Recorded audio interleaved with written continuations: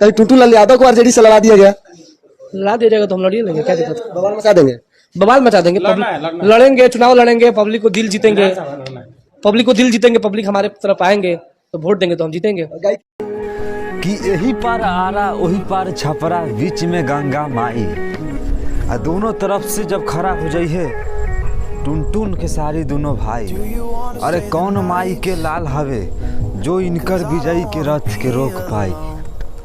ये तो शहर हो गया दोस्तों, लेकिन यह कोई शहर ही नहीं है, यह आने वाले समय के लिए आग है आग।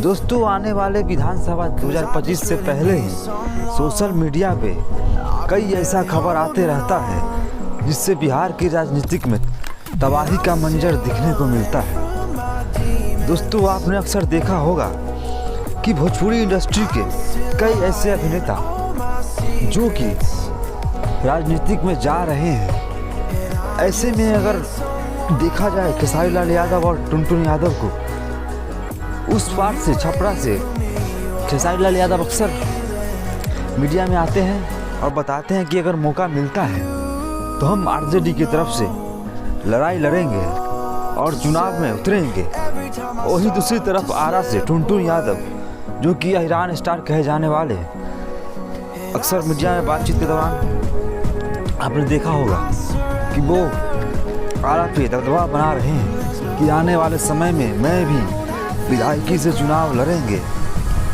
अगर दोस्तों ये दोनों भाई अगर आने वाले चुनाव में अगर विधायकी से लड़ते हैं, खड़ा होते हैं आरजेडी की तरफ से, तो दोस्तों बिहार की राजनीति में आग लगा कर रख देंगे।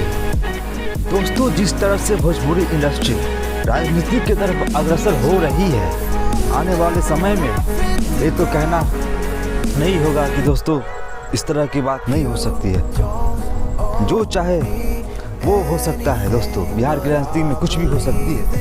खैर राजनीतिक मामलों से अलग हटकर आप लोगों की क्या राय है? क्या टुनटुन यादव चुनावी क्षेत्र में आएंगे तो अच्छा रहेगा, या उनके लिए गायकी का क्षेत्र ही या फिल्म इंडस्ट्री भोजपुरी ही सही है?